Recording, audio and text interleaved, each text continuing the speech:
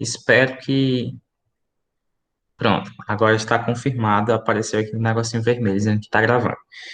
Então, pessoal, é, a gente vai iniciar agora, a partir de agora, né? A gente vai falar de vegetais, certo? A gente vai falar durante esses 2 meses, né? Que estão faltando para terminar o conteúdo, de 2 a 3 meses, mais ou menos, terminar o conteúdo. Nós vamos falar sobre os vegetais, certo? Então, os vegetais, pessoal, eles são um grupo que se diferenciaram bastante, né, dos animais. Eles possuem características distintas, tão diferentes dos animais, que eles estão agrupados em um grupo taxonômico diferente, né, um reino diferente, chamado de reino plant, certo? O reino plant, ele envolve, né, todas as plantas, todos os organismos que a gente conhece como vegetais. Anteriormente, quando a gente estudou lá os fungos, né? Vocês viram que os fungos eles foram a princípio classificados como se fossem plantas, né? Por sua capacidade de locomoção, na verdade sua incapacidade de locomoção, né? Eles não se moviam, eles acreditavam que os fungos faziam fotossíntese, enfim. Com o passar do tempo, os fungos foram retirados, né, de dentro do reino plant e foram alocados dentro do próprio reino deles, que é o reino fungi. Certo, mas as características principais do reino plant, né, é a capacidade de fazer fotossíntese, a incapacidade de locomoção. Normalmente as plantas não se movem, né? A gente vai ver que algumas plantas, raríssimas exceções, têm essa capacidade de locomoção, mas é uma coisa que nem é uma locomoção como dos animais, depende de muitos outros fatores. Então, normalmente as plantas elas são consideradas imóveis, certo? Então, capacidade de fotossíntese, incapacidade de locomoção e também reserva energética, né? A reserva energética dos vegetais é em formato de amido, enquanto dos animais e dos fungos é em formato de glicogênio, tá? Então, essas daí são características básicas que a gente tem para diferenciar o reino plant, né, dos outros reinos, que é o reino animal, o reino fungi e também o reino das bactérias, né, que a gente chama de Monera. Hoje em dia a gente não chama mais esse reino de Monera, a gente chama de reino Archaea e reino bactéria. Enfim, as classificações vão mudando, mas o que importa é que a gente tenha aí esses reinos diferentes, certo? Então, as plantas, assim como os animais, eles foram se diferenciando ao longo das gerações, né? Durante diversos anos, é, diversos séculos, milênios que foram passando na história evolutiva do nosso planeta, as plantas elas passaram a sofrer modificações, certo? E essas modificações elas foram sendo acumuladas e tornando esses indivíduos aí indivíduos diferentes, indivíduos com características peculiares de cada grupo, certo? Então a gente tem como uma base total, né, assim, de que a grande maioria das plantas possuem algumas características, né? Que é, por exemplo, as raízes, né? Eu falando morfologicamente, a gente tem as raízes, a gente tem o caule, a gente tem as folhas e a gente tem os vasos condutores, né? Só que aí, se a gente for parar para pensar, para analisar, existem plantas que não possuem raízes, que não possuem folhas, existem plantas que não possuem caule, existem plantas que não possuem vasos condutores. Então, essa é uma coisa generalizada, né? É aquela mesma coisa de sempre da biologia, né? As coisas são como são, mas nem sempre. Depende bastante de muitos outros fatores. Então, a gente não tem uma coisa que que defina assim 100% de segurança. Ah, é isso. Não existe isso. Vocês já têm esse conhecimento. Vocês que estão comigo desde o ano passado, eu sempre bato nessa tecla. Existem a maioria das coisas dessa forma e em alguns momentos essas coisas não funcionam para algumas coisas. Então, é, é desse jeito, mas depende. Às vezes não é. Então, as exceções a gente tem que trabalhar direitinho nelas. Beleza. Então, as plantas, elas foram evoluindo ao longo dos anos, ao longo das gerações, né? E essa evolução, ela foi tornando esses vegetais organismos mais complexos, assim como os animais, né? Vocês lembram lá que os poríferos eram organismos bem simples, organismos que não possuíam sistemas, que não possuíam células organizadas, que não possuíam tecidos verdadeiros. As plantas também estão do mesmo jeito, né? As plantas também vão passar por esse mesmo processo. As plantas mais simples, que são as briófitas, né? Elas não vão possuir raízes verdadeiras, elas não vão possuir folhas verdadeiras, elas não vão possuir caule, elas não vão possuir vasos condutores. E por elas não possuírem vasos condutores, a gente vai chamar essas plantinhas aqui de avasculares. Então, eu fiz um esqueminha aqui bem rapidinho mesmo, só para mostrar para vocês algumas informações legaisinhas sobre as plantas, certo? Então, eu vou compartilhar aqui com vocês. Então, a gente tem aqui os vegetais. O primeiro grupo de vegetais que a gente vai explorar aqui são as briófitas, certo? As briófitas, elas são consideradas plantas avasculares, certo? Por que elas são chamadas de plantas avasculares? Porque se você fizer um corte numa briófita, né, ela não vai possuir vasos condutores. Vão ser plantas que não possuem nenhum tipo de xilema ou floema, né, que são os vasos condutores dos vegetais. Então, essas plantas aqui, elas precisam fazer o quê? Elas precisam absorver os nutrientes aqui do solo, né? Ó, aqui o solo, normalmente ela vive em ambientes alagadiços, né? Então, o solo geralmente tem uma grande quantidade de água, então os nutrientes estão aqui no solo. Essas raízes, né? Entre aspas, essas proto-raízes aqui, elas vão absorver esses nutrientes, né? Vão absorver o que a planta necessita e elas vão passar célula por célula, né? Elas vão aqui, ó, encher isso aqui de nutrientes, as células mais basais, né? Vão ficar cheias de nutrientes. Então, por um processo, né, que a gente já conhece, que é o processo de difusão, esses nutrientes, eles vão passar de uma célula para outra, certo? Então, esses nutrientes vão passar daqui, que está mais concentrado, para esta célula aqui, ó, que está menos concentrada. Consequentemente, essa célula aqui vai passar para a próxima, porque ela está menos concentrada. Então, assim ocorre o transporte de gases e nutrientes em plantas avasculares, certo? Então, ó, plantas avasculares, elas utilizam o processo de difusão. Difusão. Ok. Processo de difusão. Processo onde há passagem de nutrientes, gases e tudo que for preciso, né? Inclusive resíduos, de célula para célula. Pessoal, se você for parar para pensar, uma célula, ela é minúscula, né? E assim, ela tem que passar uma célula para outra célula, para outra célula, para outra célula, para outra célula. Esse processo aqui é um processo lento, certo? Esse processo aqui é um processo lento. Como esse processo é um processo lento, a planta ela tem que ter um porte pequeno, certo? Porte pequeno. Por que que ela tem que ter um porte pequeno? Ora, pessoal, é muito simples. Imagina aqui, a gente tem, eu vou colocar aqui uma escala para você observar. Nós temos aqui uma planta. Essa planta aqui é uma planta bem grande, certo?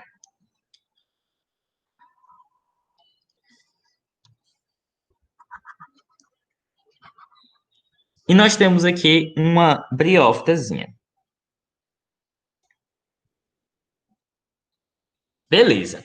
Pessoal, imagine que a gente vai passar isso aqui por difusão, certo? Célula por célula. Quem tem mais células?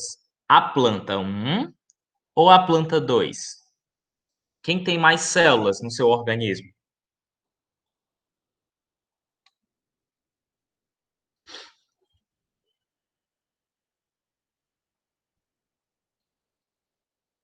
Hein, pessoal? Quem tem mais células desses dois organismos? A planta um ou a planta 2?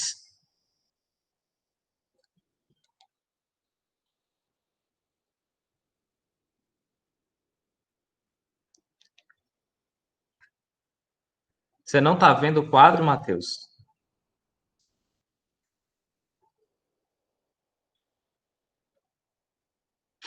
Ó, é a planta 2, né?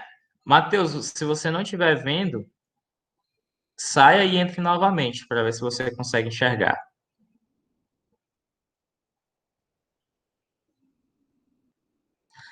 Beleza. Então, ó, a planta um, ela tem menos células, a planta 2, ela tem mais células. Então, em questão de tempo, quem demoraria mais para passar os nutrientes por difusão até chegar na última célula aqui de cima?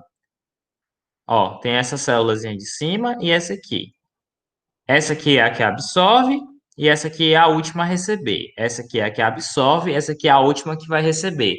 Quem que demoraria mais tempo para enviar os gases e os nutrientes? A planta um ou a planta 2?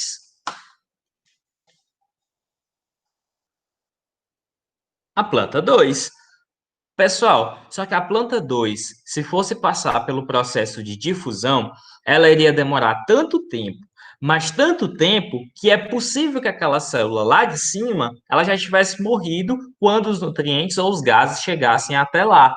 Então, por que que as briófitas, elas têm pequeno porte? Porque os seus processos de passagem de nutrientes e gases é muito lento. Logo, ela não tem capacidade de suprir a necessidade de células que estão mais distantes. Então, ela precisa diminuir o tempo que ela vai usar fazendo essas atividades, certo? Então, é por isso que as briófitas normalmente têm um pequeno porte, certo? As outras plantas elas já vão ter um porte maior. Mas, por enquanto, é isso. Em relação ao transporte, né? Outra característica das briófitas é que essas plantas aqui, essas plantas, elas não possuem os seus órgãos sexuais, né? As suas é, estruturas sexuais expostas, né? Elas vão possuir essas estruturas escondidas. Como essas características estão escondidas, a gente vai chamar elas de criptógamas, certo? Vou colocar aqui no cantinho, criptógamas.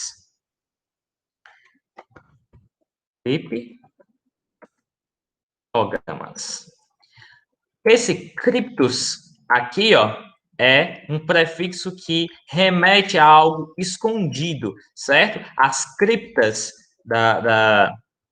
que são covas, né? Que são aqueles locais onde o pessoal antigamente enterrava os mortos.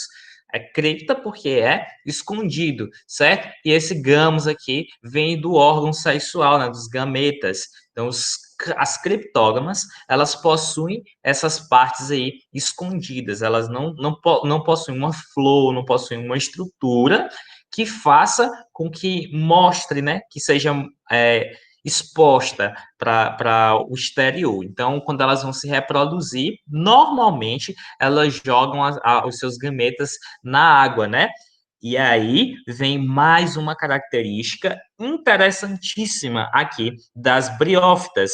As briófitas, elas devem viver em um ambiente que tenha bastante água, certo? Ela precisa viver num ambiente que tenha bastante água.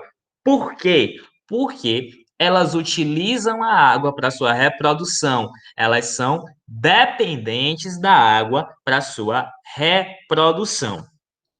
Beleza. Então a gente já tem aqui basicamente as informações mais importantes das briófitas. A gente tem que elas são plantas avasculares, ou seja, elas não possuem vasos condutores de seiva, né? Elas passam seus nutrientes através do processo de difusão, que é um processo lento e por isso remete o seu tamanho pequeno, certo? O tamanho dela é um pequeno porte. Já em relação à reprodução, elas são dependentes da água. Então, as briófitas precisam viver em um ambiente onde há muita água, que é lá onde elas vão fazer a sua reprodução.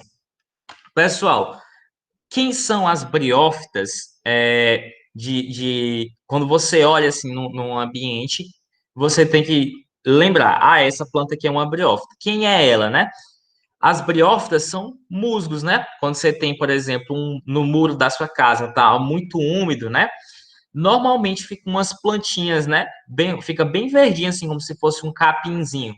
Então, aquela partezinha que fica lá no muro, aquelas plantinhas que ficam lá no muro, são as briófitas, né? Que são os musgos. Esses musgos aí, eles têm essas características. Eles não têm raízes verdadeiras, não têm folhas verdadeiras, e não possuem também tecidos verdadeiros e nem vasos condutores. Eles fazem sua reprodução através dessas gotículas de água, né?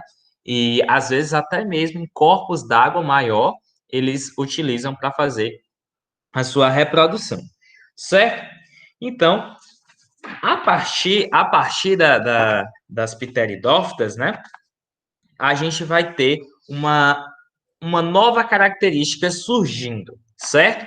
Então, ó, se eu perguntar para vocês, cheirinho de prova, hein, ó, se eu perguntar para vocês qual é a principal característica das briófitas, você vai me dizer que são plantas avasculares, certo? Se você me disser que as briófitas são plantas avasculares, aí, ó, eu lhe dou a questão certinha, certo?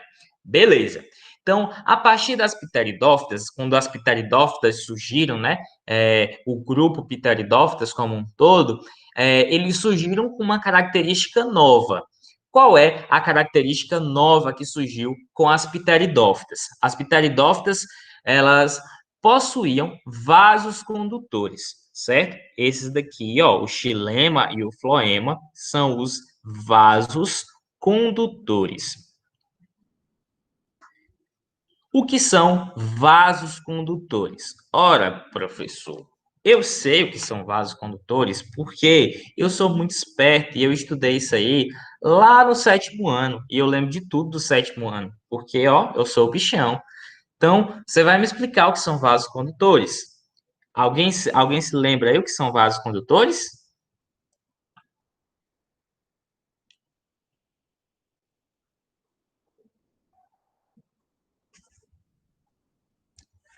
Ora, sei lá. Conduzem seiva. Muito bem. Existem quantos tipos de seiva, Danilo?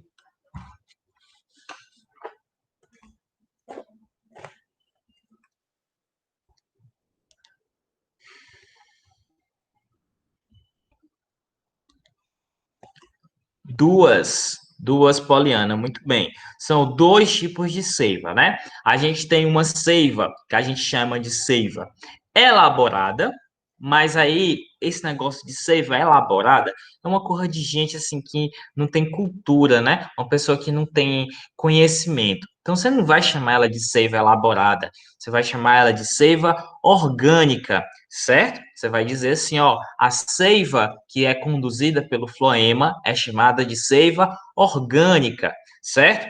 E a seiva bruta, que você também não vai mais chamar de seiva bruta, porque seiva bruta é coisa de gente desaculturada, você vai chamar ela de seiva inorgânica, certo?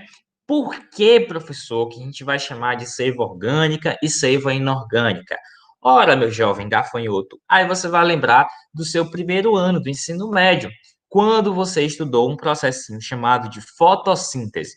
Você lembra que a planta, ela pegava os nutrientes, né, para transformar eles em glicose? Então, a seiva bruta, ela vai ser uma composição de água mais sais minerais, certo? Então, ela vai pegar lá da raiz, ela vai puxar a água e vai misturar com sais, né? Ela vai puxar água e sais e vai mandar lá para as folhas. Essa daí é chamada de seiva, é chamada de seiva inorgânica ou seiva bruta, certo? Então, essa seiva bruta ou seiva inorgânica, ela é composta de substâncias inorgânicas, sais mais água. Beleza. A partir desse momento, a partir dessa transformação que ela passa pela fotossíntese, né? A seiva inorgânica vai começar a produzir substâncias orgânicas, ela vai começar a produzir glicose, ela vai começar a produzir outras substâncias que têm uma composição orgânica, certo? Então, Essa seiva orgânica ou seiva elaborada, ela vai ser carregada das folhas até as raízes. E essa seiva elaborada aí que vai carregar a energia, né? A glicose que está, a energia que está na forma de glicose para as outras partes da planta. Então, a seiva bruta vem das raízes e vai até as folhas, e a seiva elaborada ou seiva orgânica vai sair das folhas e vai chegar até as raízes. Então, essa daí é a nossa, vai ser a nossa, as nossas informações importantes que a gente tem sobre a condução de seiva. A gente vai se aprofundar mais ainda na parte de seivas, um pouquinho mais à frente, quando a gente vai falando de transporte de seivas, certo? Mas até agora você precisa saber que a gente tem dois tipos de vasos condutores. Um deles a gente vai chamar de xilema, certo? E o xilema, ele vai conduzir a seiva inorgânica, certo? Ele vai carregar a seiva inorgânica. E o floema, ele vai carregar a seiva do tipo orgânica, certo? Então, ó, o xilema carrega a seiva inorgânica e o floema carrega a seiva orgânica. Ambos são chamados de vasos condutores. Os vasos condutores, eles surgiram nesse momento aqui, junto com as pteridófitas, certo? As pteridófitas são plantas vasculares, mas que não possuem sementes, certo? Então, ó, principal característica das pteridófitas, a gente vai colocar aqui, ó, vasculares, sem sementes.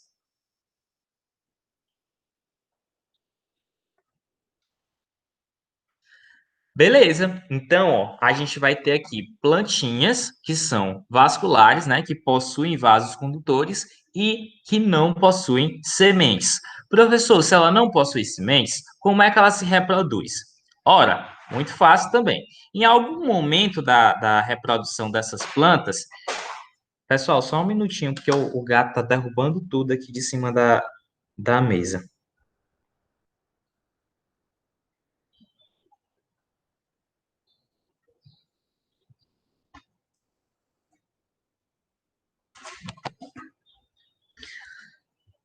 Enfim, essas plantas aí, elas vão, é, elas vão chegar em um momento de reprodução, né? E elas vão produzir como se fosse uns pontinhos, né? Que fica assim, ó, na folha dela. Se você tem samambaias em casa, você vai ver que em alguns momentos elas possuem esses pontinhos aqui que ficam do lado da folha delas, certo? Então, esses pontinhos aqui, eles são chamados de soros, certo? São chamados de soros. Vou colocar aqui, ó, os soros. Os soros, eles estão cheios de esporos, certo? E esses esporos aí vão ser lançados normalmente na água para que encontre outros gametas, né? E façam a reprodução sexuada. Essas plantas aqui também fazem reprodução sexuada para gerar variabilidade genética. Então, a gente tem aqui uma característica que une as pteridófitas com as briófitas, que é o quê? Elas necessitam da água, certo? Elas precisam da água para quê? Para sua reprodução. Elas são dependentes da água para sua reprodução. Então, elas possuem vasos condutores e isso as diferencia das briófitas. Elas são dependentes da água para a reprodução e isso une elas com as briófitas. Eu vou já mostrar como é que isso reflete na história evolutiva dessas plantas. Vamos passar para o próximo grupo que a gente vai ter aqui no nosso planeta. Nós temos aqui os gimnospermas, certo? Essas plantas chamadas de gimnospermas, elas possuem vasos condutores e elas possuem sementes, certo? Só que as sementes dos gimnospermas, elas são diferenciadas. Elas são sementes nuas, tá? Ó, eu vou colocar aqui, ó, sementes nuas. O que é que isso quer dizer? O que são sementes nuas? Pessoal, sementes nuas são sementes que não estão envolvidas em um fruto, certo? Normalmente a semente ela está envolvida por um fruto.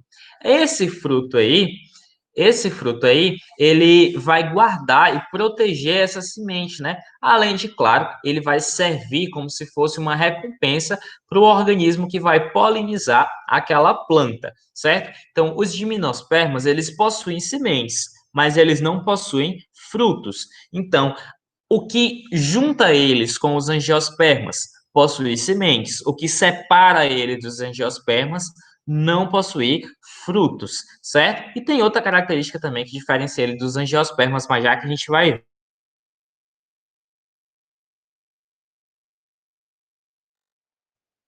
Apenas que a característica deles é ter vasos condutores, está errado. A característica deles é ter vasos condutores e possuir sementes. Porque se você disser que ele só tem vasos condutores, eu posso dizer que ele é uma pteridófita. Por quê? Porque pteridófitas possuem vasos condutores e não possuem sementes. Então, se você excluir a parte da semente, o gimnosperma vai acabar sendo uma pteridófita, o que não reflete a realidade, certo?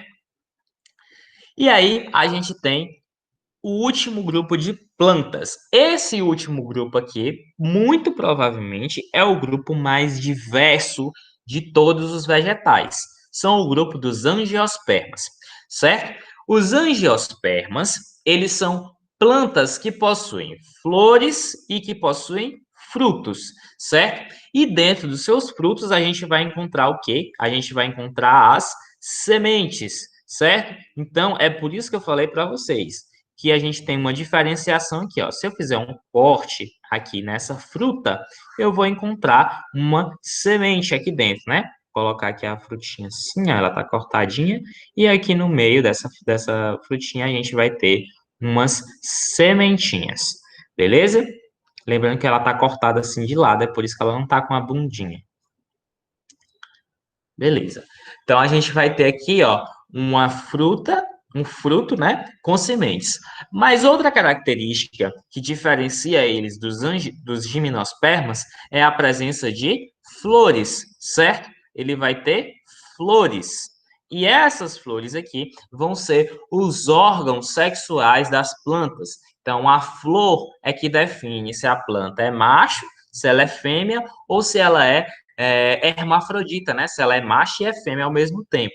Então, quando o pessoal fala que o pé de mamão não está dando mamão porque ele é um mamão macho. Sim, é verdade, existe pé de mamão que só produz flores masculinas e pé de mamão que só produz flores femininas. A maioria das plantas, elas possuem diferentes tipos de flores, né? Flores masculinas, flores femininas, e algumas possuem flores masculinas, femininas e flores que são hermafroditas. Isso depende bastante da planta. Mas características dos angiospermas, eles também vão possuir vasos condutores. Vou colocar de outra cor aqui, vou colocar um verde. Eles vão possuir, ó, vasos condutores,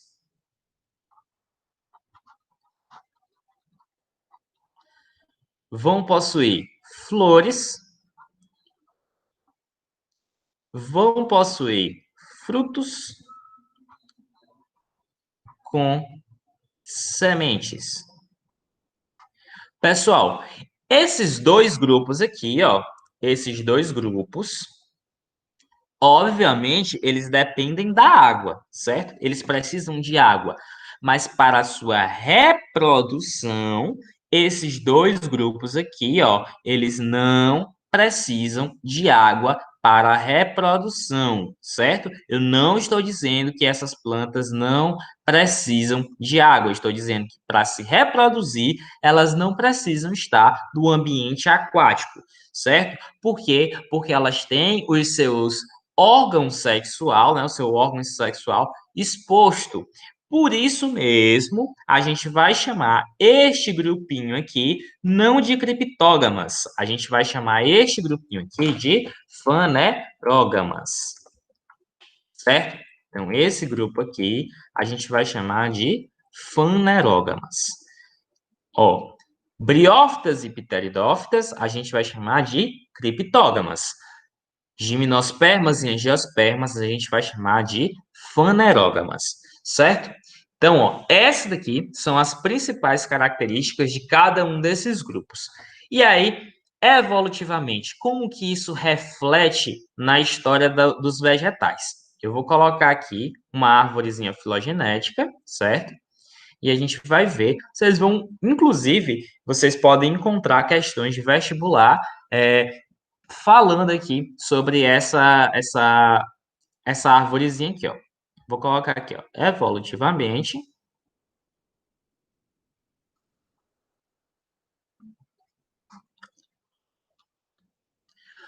Ó, evolutivamente a gente vai ter essa situação aqui, ó. A gente vai ter um ancestral que é comum a todas as plantas, né? A gente vai ter aqui esse ancestral. E aí, esse ancestral, em algum momento, né, ele se diferenciou. E aqui a gente gerou as plantinhas que a gente conhece como briófitas, certo? Briófitas. Ok. A partir desse ponto aqui, ó, a gente gerou uma nova. Aí, sim, a história percorreu, né? Aí, este organismo aqui, ó, sofreu novas modificações. E aí, esse organismo aqui a gente vai chamar de pteridófitas. Beleza. Seguindo mais para frente, a gente tem outra formação aqui, né? Que a gente vai chamar de quê? De gimnosperma. Gimnospermas. E, por último, a gente vai ter aqui os angiospermas. Certo? Então, pessoal, o que é que acontece aqui? O que é que junta esses grupos? O que é que separa esses grupos? A gente tem algumas características aqui bem interessantes. Vamos lá. Qual foi a característica que surgiu aqui nessas plantinhas aqui, né? Para a gente determinar eles como um grupo.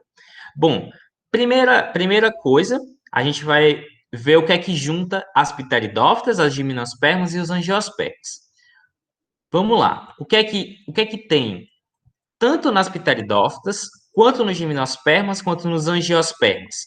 Qual é a característica? Vocês conseguem enxergar olhando aqui por essa imagem? Vocês conseguem ver o que é que junta todos esses grupos?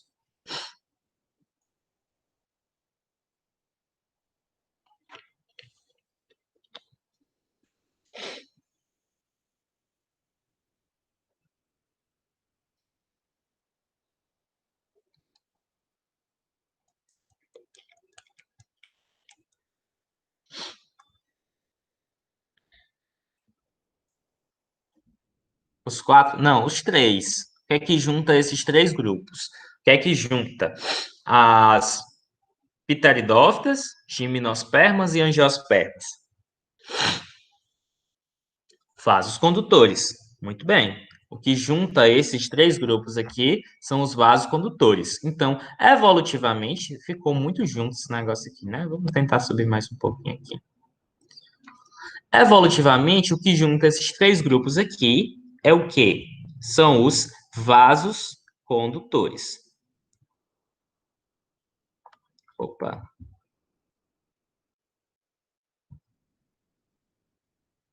Beleza. O que é que junta os gimnospermas com os angiospermas?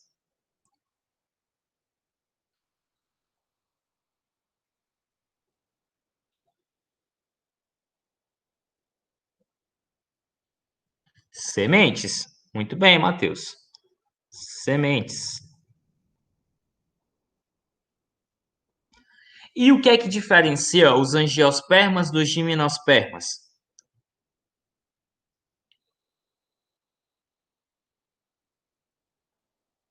Flores. Muito bem. Só as flores?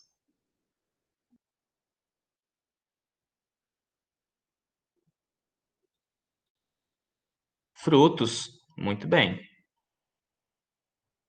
Flores e frutos. Beleza.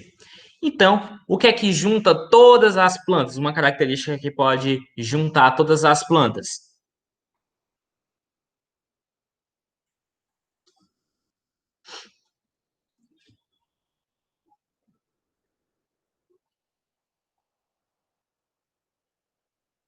Não, as briófitas não possuem tecidos verdadeiros.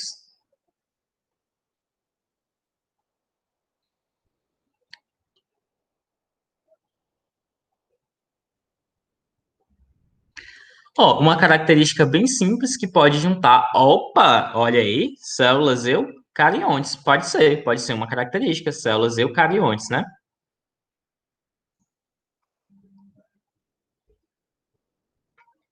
Eucariontes. Beleza. Beleza. Células eucariontes. Então, pessoal, evolutivamente, o que junta todas esses grupos pode ser essas características aqui. São as únicas características que unem esses grupos aqui? Lógico que não. Existem diversas outras características que vão juntar esses grupos aqui. Mas a gente está utilizando essas aqui como base, né? Um exemplo, para vocês conseguirem visualizar o que é que a gente tem aqui nessas plantas. Agora, pessoal, eu vou fazer o seguinte. Tem um exercício aí. Eu quero saber se vocês conseguiram responder, ou se pelo menos tentaram responder os exercícios da página 9 e 10.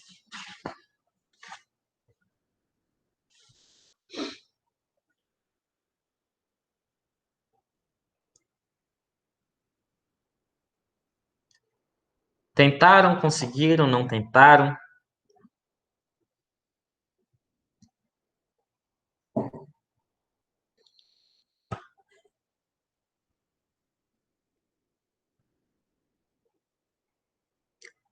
Tentaram?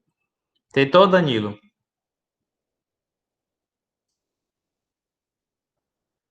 Não conseguiu? Ou conseguiu?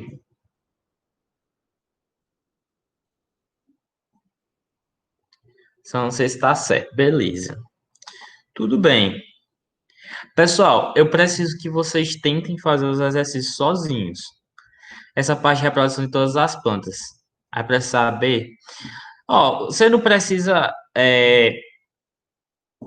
Peraí, tá acontecendo alguma coisa aqui. Apareceu um som que eu não sei o que é. Ah, ó, essa. Não, especificamente não, Danilo. Você não precisa saber, tipo, processo por processo, não. Não tem precisão disso, não. O que você precisa saber é reconhecer esses tipos de reprodução, certo? Mas eu não costumo cobrar de vocês que vocês saibam processo por processo, não. Acho que isso é muito ultrapassado. Você decorar nome de estrutura, esse tipo de coisa, eu acho que isso não contribui para vocês. O que eu quero é que você entenda o processo, que você saiba por que que acontece aquele processo, não como acontece aquele processo.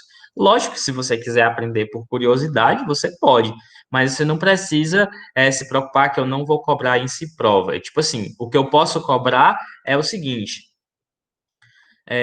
o tipo de ciclo, entendeu? Normalmente as plantas têm o ciclo de vida diplobionte, né? Onde tem a alternância de gerações. Isso normalmente acontece em plantas, por exemplo, como briófitas e pteridófitas. Isso acontece. Então, se você souber disso daí, se você conseguir reconhecer esse tipo de reprodução, beleza. De modo geral, quando se cobra assunto de reprodução dentro de prova, a gente coloca uma imagem do ciclo de vida. Ninguém nunca vai pedir para você escrever, fazer um esquema do ciclo de vida da planta. Isso não existe. Nenhum vestibular vai te pedir isso.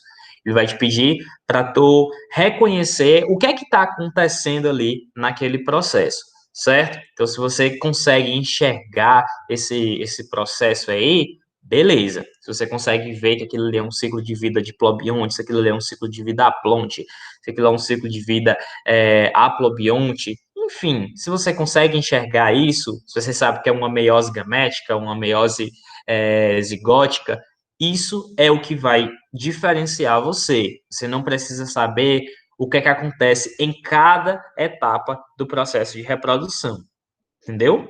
Você não precisa saber disso. Pessoal, deixa eu falar para vocês uma coisa. Eu preciso que vocês respondam esses exercícios para a gente comentar eles, tá? Agora, 3 horas, eu tenho um compromisso, então eu tenho que encerrar a reunião aqui. Geralmente cai mais, sim, cai bastante questão de alternância de geração. Então, foquem bastante nessa parte aí. Se você, na próxima aula, Danilo, aliás, eu posso até passar daqui a pouco, mais tarde. Eu passo para você o gabarito das questões para ver se você conseguiu responder certinho, tá bom? Você me lembra, manda uma mensagem para mim dizendo, professor, mande aí o gabarito das questões, que aí eu mando para você, beleza? Quem terminar de fazer os exercícios pode mandar mensagem para mim que eu mando o gabarito para você conferir se está certo. E aí na próxima aula a gente dá uma lidazinha, a gente faz aqui umas questões, as questões que vocês tiveram mais dificuldade para a gente comentar aqui na aula, beleza? Então, eu vou encerrar aqui porque eu tenho um compromisso daqui a pouquinho. E aí, é, eu tenho que sair aqui, tá bom? Então, até mais, pessoal. Tchau. Qualquer dúvida, pode me procurar lá no WhatsApp.